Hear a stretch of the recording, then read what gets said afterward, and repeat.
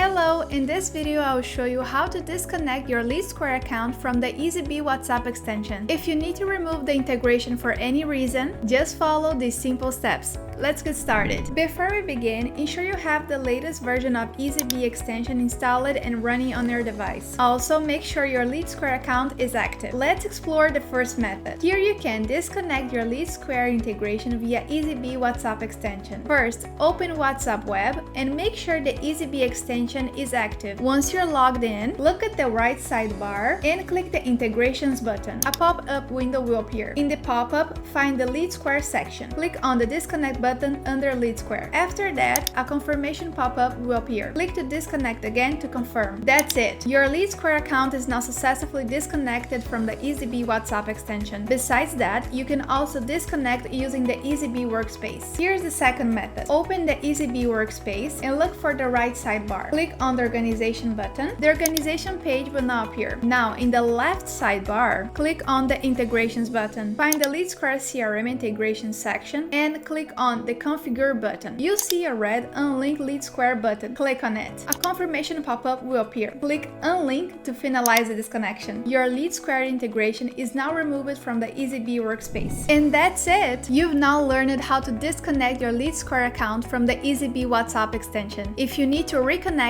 in the future, just follow our previous video. Thanks for watching!